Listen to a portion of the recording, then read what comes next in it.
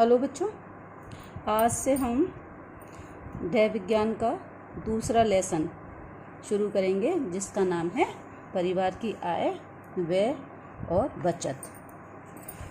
तो पहले लेसन में हमने ये पढ़ा था कि परिवार किन किन स्रोतों से आय प्राप्त करता है।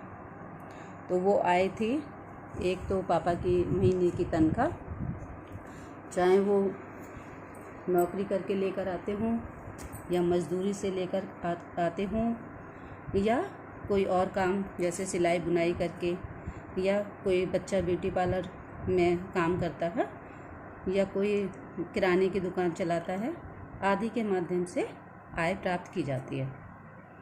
ठीक है। अब क्योंकि लेसन का नाम ही है कि परिवार की आय, फिर उसको खर्च करना और बचाना, तो आज हम इसके बारे में जानकारी लेंगे। परिवार की संपूर्ण व्यवस्था का संचालन एवं संपादन परिवार में आने वाले धन के ऊपर निर्भर करता है।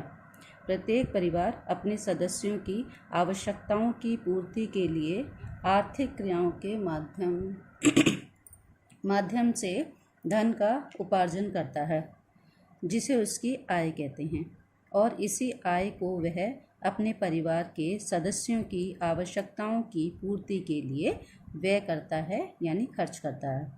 और जब यह खर्च आय के अनुसार होता है तो परिवार सुखी रहता है। अब यह एक कुशल गृहिणी के ऊपर निर्भर करता है कि वह कुशल संचालन द्वारा परिवार की आय और व्यय के बीच सामंजस्य स्थापित करे, ताकि पारिवारिक आय को मितव्ययता पूर्वक एवं विवेकपूर्ण ढंग से व्यय करके अपने रहन सहन के स्तर को ऊंचा बना सके। अब हम देखेंगे बच्चों कि आय का क्या अर्थ है, या आय की क्या परिभाषा है, या आय किसे कहते हैं। आय एक निश्चित अवधि में अर्जित वह धनराशि है जो आर्थिक प्रयासों के फलस्वरूप प्राप्त होती है,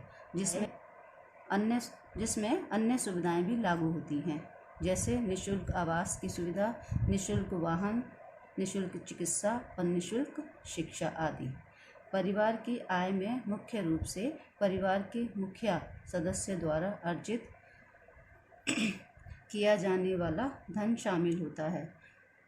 यदि परिवार के अन्य सदस्य भी धन अर्जित करते हैं तो वह भी पारिवारिक आय में शामिल की जाती है। इसके अतिरिक्त परिवार को अपनी चल व अचल संपत्ति के द्वारा यदि कुछ धन प्राप्त होता है तो उसे भी आय में जोड़ दिया जाता है।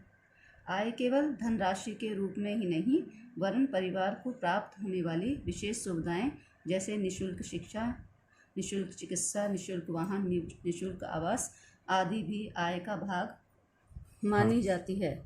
ये आय दो प्रकार की होती हैं, प्रत्यक्ष और अप्रत्यक्ष। अब प्रत्यक्ष आय किसे कहते हैं?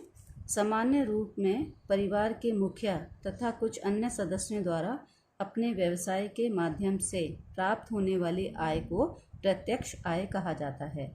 वेतन तथा व्यापार अथवा कृषि आदि से प्राप्त आय को प्रत्यक्ष आय माना जाएगा।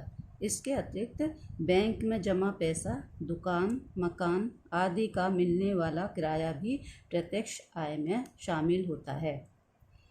गृह अर्थव्यवस्था में प्रत्यक्ष आय का विशेष महत्व होता है, क्योंकि अधिकांश पारिवारिक आवश्यकताओं की पूर्ति के लिए जो धन खर्च किया जाता है वह इसी आय में से किया जाता है, और इसी आय से भविष्य के लिए बचत भी की जाती है।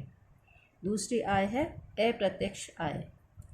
आय का दूसरा रूप अप्रत्यक्ष आय है, और ये अप्रत्यक्ष आय नगद धनराशि के रूप में नहीं बल्कि कुछ आवश्यक एवं उपयोगी सुविधाओं के रूप में प्राप्त होती है, जैसे निःशुल्क आवास, नौकर, वाहन, ड्राइवर एवं निःशुल्क चिकित्सा और निःशुल्क शिक्षा।